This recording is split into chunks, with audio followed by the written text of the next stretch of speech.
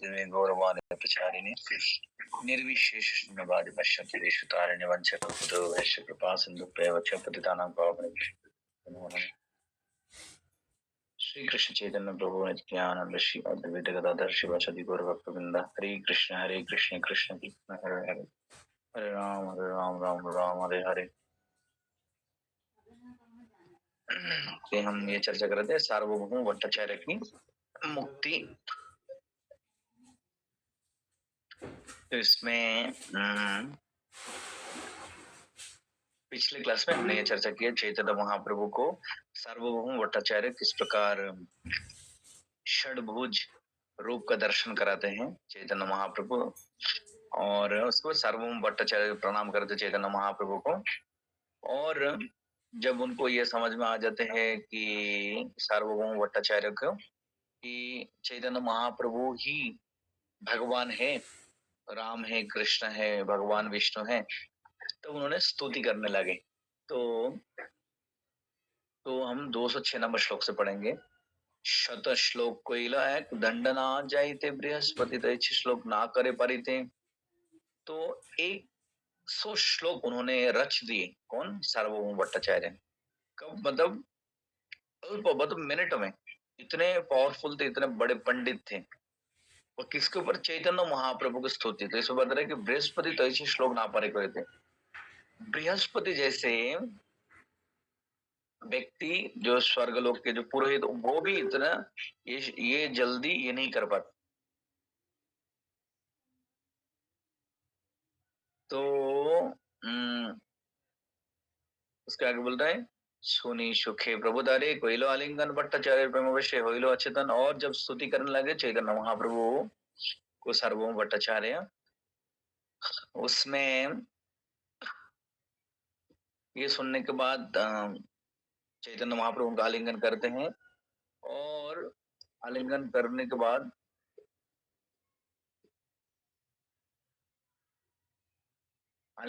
के बाद वो एक प्रकार से ये हो जाते हैं, क्या बोलते हैं, अचेतन हो जाते हैं। हाँ। तो सार्वभौम भट्टाचार्य को इस प्रकार से चैतन्य महाप्रभु उद्धार करते हैं, चैतन्य महाप्रभु। तो ये जो 100 श्लोक जो है जिन्होंने चैतन्य महाप्रभु की स्तुति करके लिखा है सार्वभौम भट्टाचार्य, ये उसको एक साथ में सार्वभौम शतक माना जाते हैं, है ना। 100 श्लोक जिसमें चैतन्य महाप्रभु की गौण महिमा कीर्तन की गई, है ना। और बहुत ही मतलब अद्भुत, बहुत ही सुंदर श्लोक है उसमें। 100 श्लोक में सार्वभौम भट्टाचार्य ने जो किया सार्वभौम, जिसमें एक श्लोक भी आते हैं वैराग विद्या निज भक्ति योगम। चैतन्य महाप्रभु क्यों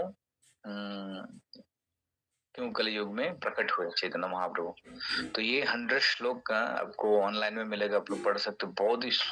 बहुत ही बड़ी, बहुत ही सुंदर तरीके से सार्वभौम भट्टाचार्य कितना बहुत 1 मिनट में उन्होंने कंपाइल कर लिया चैतन्य। इतने बड़े पंडित, सार्वभौम शतक माना जाता है उसको, है ना।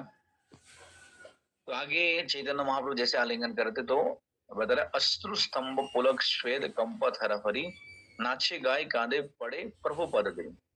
तो उनके शरीर में अलग अलग लक्षण दिखाई देने लगा। आंखों से आंसू गिरने लगा, उनके शरीर कांपने लगा, पसीना निकलने लगा, कंपन आने लगा, ना नृत्य कर रहा है, गान रहा है, रो रहा है। चैतन्य महाप्रभु चरण पकड़ के वो गिर गए। देखी गोपीनाथाचार्य हर्षित मन भट्टाचार्य नृत्य देखी हास्य प्रवर्गन। और गोपीनाथ आचार्य जो है उनके कौन थे? उनके दामाद। तो वो बहुत खुश हो गए। आपको याद है उनके दामाद तो पहले से चैतन्य महाप्रभु को भगवान मानते थे, पर उनको वो नहीं मानते थे। तो उन्होंने क्या बताया था, जिस दिन चैतन्य महाप्रभु की कृपा होगी उस दिन आप भी चैतन्य महाप्रभु की महिमा कीर्तन करेंगे। तो आज जब ये 100 श्लोक बना दिया, महाप्रभु को भगवान मान लिए, तो उनके जो दामाद बहुत खुश हो गए। और भट्टाचार्य नृत्य देखिए हास्य प्रभुगन। और चैतन्य महाप्रभु के जो पार्षद वहां पे जगदानंद पंडित, हरिदास ठाकुर, नित्यानंद प्रभु, ये सब लोग हंसने लगे। ये ऐसे मायावादी व्यक्ति, ऐसे मतलब एक प्रकार से बोल सब अहंकारी बोल सकते थोड़ा था, ये व्यक्ति भी ये व्यक्ति मतलब किस प्रकार महान भक्त बन गए, तो उनके बारे में बता रहा है ना। तो ये एक्चुअली चैतन्य महाप्रभु विशेष कृपाएं अभी गौर पूर्णिमा भी कुछ 1-2 महीने बाद है। हम सबके साथ ही इस प्रकार हुआ, चैतन्य महाप्रभु की कृपा से ही वही ये कृष्ण मशीन रखी भक्ति ना में जो ऊपर आनंद है वो इंडक्शन, हमें मिल रहा है। उसको सार्वभौम ऊपर से भट्टाचार्य से भी लगाएंगे। हमारी स्थिति हाँ, आपका भी। और ज्यादा और ज्यादा खराब। तो सभी प्रकार के जिस प्रकार सार्वभौम भट्टाचार्य में क्या है, वो अलग अलग प्रकार के जो मनोधर्म या अलग अलग फिलोसफी में भरा हुआ था, कचड़ा भरा हुआ था, चैतन्य महाप्रभु की कृपा से वो क्लियर होकर वो समझ गए एक्चुअली कौन भगवान है, कृष्ण भक्ति क्या है। तो हम सब लोग बोल सकते बचपन से आध्यात्मिक थे, पर ये शिल प्रभुपाद चैतन्य महाप्रभु की कृपा से आज हम समझ पा रहे हैं एक्चुअली भक्ति मतलब क्या है ना? तो जब ऐसे करते हैं जैसे व्यक्ति, तो क्या होता है, तो खुश हो जाते बाकी सब लोग। तो जैसे जब हम लोग भी इस्कॉन में भी ऐसे बहुत सारे देखते हैं, शुरू शुरू में बहुत अगेंस्ट में, कोई किसी के घर के कोई 1-2 व्यक्ति, कोई बच्चा भक्त बन जाते हैं, किसी की पत्नी भक्त बन जाती है, किसी के पति भक्त बन, कोई एक नहीं आते परिवार के लोग, तो वो व्यक्ति फिर कोई 1 साल 2 साल 3 साल या 10 साल बाद भी कोई भक्ति में आ जाते हैं, तो बाकी लोग बहुत खुश हो जाते हैं ना। इस प्रकार चैतन्य महाप्रभु के भक्त लोग खुश हो गए, क्योंकि पहले यही सार्वभौम भट्टाचार्य तर्क कर रहे थे, अरे क्या है, किसको आप भगवान बोल रहे हैं, चैतन्य महाप्रभु कैसे भगवान होता है, ये कृष्ण भक्ति नृत्य गीत इसके साथ थोड़ी ना होता है। गोपीनाथ आचार्य कहे महाप्रभु प्रति श्री भट्टाचार्य जब प्रभु कोयले यही गति। तो उनके जो दामाद है गोपीनाथ आचार्य क्या कहने लगा, महाप्रभु आपने क्या कर दिया हमारे ससुर को, उनकी ऐसी स्थिति हालत कर दी, वो अभी नृत्य गीत कर रहे, डांस कर रहे हैं, कीर्तन कर रहे हैं हम लोग के साथ। और पर चैतन्य महाप्रभु देखिए कितने विनम्र थे। चैतन्य महाप्रभु क्या बोलते, प्रभु कहे तुम्ही भक्त तुम्हार संग होइते जगन्नाथ हरे कृपा कोई लो भालो मते। बोलते नहीं नहीं मैंने कुछ नहीं किया, तुम भक्त हो और तुम उनके दामाद हो, और चूंकि तुम भक्त होने के कारण उनके दामाद हो इसलिए तुम्हारे संगति मिला उनको, और उसी संगति के कारण भगवान जगन्नाथ कृपा करके उनको भक्त बना दिया है ना। तो ये देखिए कितने मतलब चैतन्य महाप्रभु है ना, इसको भागवतम में भगवत गीता में इसको बोलते हैं निर्माण मोह, जिनको बिल्कुल भी फ्री फ्रॉम प्रोप्राइटरशिप, प्रॉपर लिखते हैं कि मन में बिल्कुल भी क्रेडिट लेने के लालच नहीं। हम अगर किसी एक जन को भी कृष्ण भक्ति में लाते हैं, किसी को प्रचार करते, हमें अगर कोई दूसरे भक्त को देखिए आपके कारण ये इन लोग भक्ति में आए और कितना अच्छा कर रहे भक्ति में, हम बहुत खुश हो जाते हैं, हाँ मैंने ही उनको भक्ति में लेके आया। चैतन्य महाप्रभु ने सब कुछ करके सार्वभौम भट्टाचार्य को भक्त बनाया। जब उनको उनको सब लोग बोल रहे महाप्रभु आपने इनको भक्त बना दिया, महाप्रभु क्या बोल रहे हैं, नहीं नहीं उनके दामाद जो है वो भक्त है, उनके संगति के कारण ये भक्त बन गया है ना। तो ये भक्तों के मनोभाव इस प्रकार होते हैं ना। भक्त कभी क्रेडिट नहीं लेना चाहते हैं, वो सिर्फ सेवा करके जाना चाहते हैं। তবে भट्टाचार्य प्रभु सुस्थिर करिल स्थिर হইয়া भट्टाचार्य বহু स्तुति कइल। तो तब चैतन्य महाप्रभु भट्टाचार्य को शांत की, वो तो इतना पागल जैसे नृत्य गीत कर रहे हैं। तभी भट्टाचार्य प्रभु जगत निस्तरिले तुम्ही शेहो अल्प कार्य अमा उद्धरिले तुम्ही ये शक्ति आचार्य तर्क शास्त्र जड़ो आम्ही जैसे लोह पिंड अमा द्रवाइले तुम्ही प्रताप प्रचंड। स्तुती शुनी महाप्रभु निज वश आईला भट्टाचार्य आचार्य द्वारे भिक्षा कराइला। तो इसमें क्या बता रहे हैं, तो सार्वभौम भट्टाचार्य महाप्रभु से कहते हैं महाप्रभु आपने पूरे जगत को उद्धार किया, वो बहुत छोटा सा काम था, और मेरे जैसे एक तार्किक को आपने उद्धार किया, ये सबसे आश्चर्य की बात है ना। तो ये भक्तों को भी ऐसे हमें सोचना चाहिए कि इस संसार में चैतन्य महाप्रभु शिल प्रभुपाद की कृपा से कितने लोग उद्धार हो गए, पर मेरे जैसे पापी और कोई नहीं था। हम सबको ये सोचना चाहिए, तभी हम प्रभुपाद महाप्रभु के प्रति आभार रहेंगे कि हमारे जैसे पापी कौन है।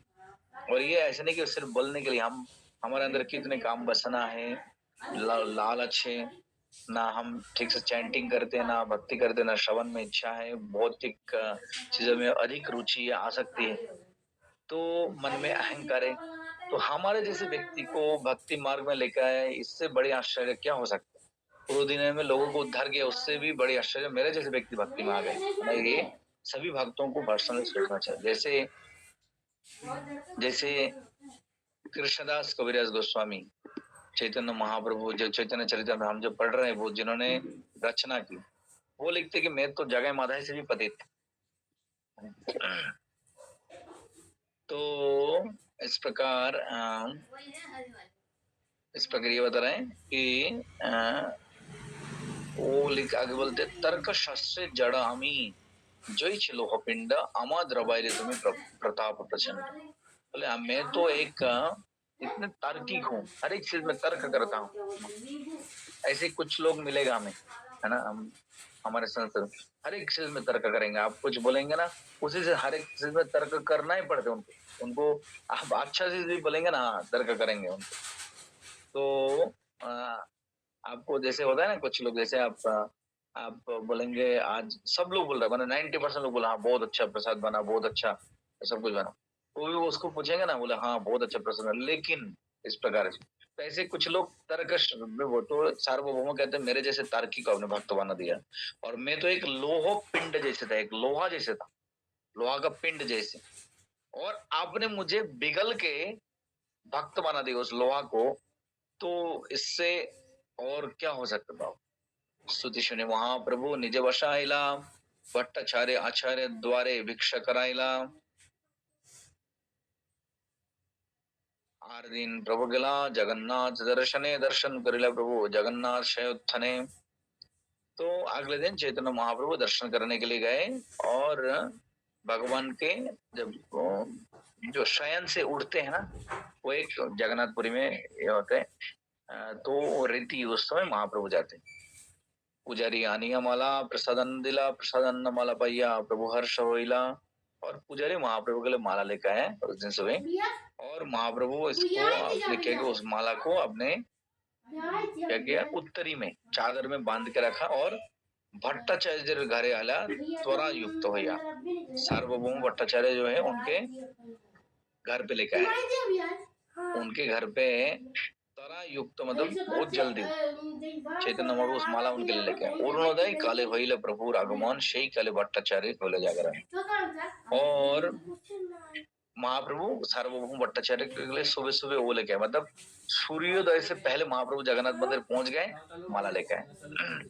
इसमें देखिए दो तीन इम्पोर्टेंट शिक्षा है। एक तो है कि चैतन्य महाप्रभु ये शिक्षा दे रहे हैं, देखिए कि वो सार्वभौम भट्टाचार्य बहुत बड़े व्यक्ति थे, और उनको एक प्रकार से चैतन्य महाप्रभु ने डिफीट कर तर्क में हारा दी, और उनके हजारों शिष्य थे उस समय, बहुत बड़े व्यक्ति। हाँ ठीक है, वो गलत थे, चैतन्य महाप्रभु सही थे, फिर भी चैतन्य महाप्रभु विचार कर थे, इनको थोड़ा हो सकता है मन में अच्छा नहीं लगा, और इनको मैंने हरा दिया तर्क में, तो उनको आज हो सकते मन में बहुत ज्यादा दुख। तो महाप्रभु उनके लिए माला लेके आए, प्रसाद लेकर जगन्नाथ मंदिर। हम अगर किसी के साथ मान लीजिए तर्क करते, किसी के साथ हमारे साथ विवाद हो जाते, हम ऐसे करेंगे? हम बोलेंगे नहीं वो गलत था, हमने साबित कर दे वो गलत है, और वो गलत उसको भुगतना चाहिए। पर महाप्रभु लोगों के इमोशन को फील करते थे, अरे हो सकते उनको कष्ट हुआ, तो महाप्रभु उन्होंने इस प्रकार जाके प्रसाद लेके गए। और ये और एक चीज ये भी है, जैसे माला वगैरह कितने अच्छा है, चैतन्य महाप्रभु हमें सिखा रहे हैं। जैसे आप किसी को भेंट देना है ना, आपके घर पे परिवार में, या कोई भक्त मंदिर आए नहीं, या आपके आसपास में है लोग हैं, कितने सिंपल है, मंदिर में माला वगैरह मिलते हैं, आप ले जा सकते हैं, लेकिन उनको ये भगवान की माला है आपके लिए, है ना? तो इससे लोग खुश होते, प्रसन्न होते, वो भक्ति में भी आगे बढ़ सकते हैं, भगवान की प्रसादी माला वगैरह ग्रहण करते हैं ना। तो चैतन्य महाप्रभु तो सुबह सुबह ये माला लेके जाते हैं ना। तो इसके आगे हम लोग आगे पढ़ेंगे नेक्स्ट क्लास में। ये है 220 नंबर श्लोक, 220 नंबर श्लोक से हम लोग अगले क्लास में हम लोग ये पढ़ेंगे 220 नंबर श्लोक से। ओके, हरे कृष्ण। तो आज देखा चैतन्य महाप्रभु को सार्वभौम भट्टाचार्य इस प्रकार भगवान के रूप में वो मानने लगा, समझ गए ये भगवान है। और उन्होंने चैतन्य महाप्रभु जब षडभुज रूप देखा है, वो एक एक क्षण में, एक पल में उन्होंने एक महाप्रभु की स्तुति, बहुत सारे प्रार्थनाएं श्लोक रचना करे। कितने श्लोक उन्होंने कितने श्लोक उन्होंने रच दिए? 100 श्लोक 100 श्लोक था। हाँ, तो उस 100 श्लोक जो है उसका नाम क्या है? ये क्या बोले उसको, भगवान सार्वभौम কি সার্বভৌম শত শ্লোক ऐसे এরকম কিছু বলেছেন। सार्वभौम शतक, सार्वभौम সার্বভৌম শতক। सार्वभौम शतक ये इसका और एक नाम भी है सुश्लोक शतक, मतलब सबसे सुंदर श्लोक। और चैतन्य বলে महाप्रभु পাওয়া যায়। आलिंगन करते हैं और उनके शरीर में अलग अलग लक्षण दिखाई देते हैं, और उनको उनके अंदर इस प्रकार लक्षण देख के, उनके अंदर इस प्रकार लक्षण देख के कौन खुश होते हैं? उनको देख के इस प्रकार दामाद उनको दामाद दामाद जी प्रभु जी दामाद गोपीनाथ आचार्य और चैतन्य महाप्रभु के बाकी जो पार्षद थे वो लोग ये दृश्य देख के क्या करने लगे? वो लोग अरे पागलों जैसे वो नृत्य करने लगे, तो वो लोग क्या करने लगे? हंसने लगे, है ना सब लोग। और गोपीनाथ आचार्य महाप्रभु से कहते महाप्रभु आपने इनको भक्त बना दिया। पर सार्वभौम प्रभु चैतन्य महाप्रभु क्या बोलते हैं? हरे कृष्ण प्रभु जी, वो बोलते हैं कि आप लोग भक्त हो और आपकी संगति में रहकर जगन्नाथ जी ने इनके ऊपर कृपा करके इनको भक्त बना दिया है। हाँ। और तो भट्टाचार्य तो चैतन्य महाप्रभु से बोलते हैं कि आपने पूरे संसार को उद्धार किया, और सबसे बड़ा आश्चर्य क्या है, आपने मुझे उद्धार किया। और मैं, उन्होंने उदाहरण दिया, मैं तो तार्किक हूँ, और मैं किससे तुलना करते हैं? मैं एक ये जैसे हूँ। किससे जैसे हूँ?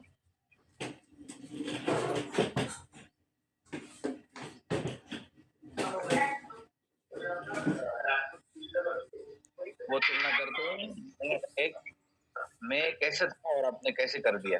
एक उदाहरण देते हैं,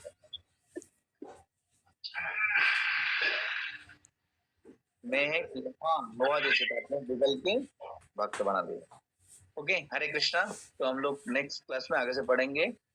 और आज शाम को कीर्तन मेला है, न्यू ईयर इवनिंग में। सब लोग मंदिर में आ जाए। 6:30 बजे हम लोग कुछ भजन कीर्तन करेंगे, बाद में प्रसादम भी है सबके लिए। हरे कृष्ण। चलो प्रभुपाद। हरे कृष्ण प्रभु जी धन्यवाद प्रणाम। हरे कृष्ण प्रभु जी दंडवत प्रणाम।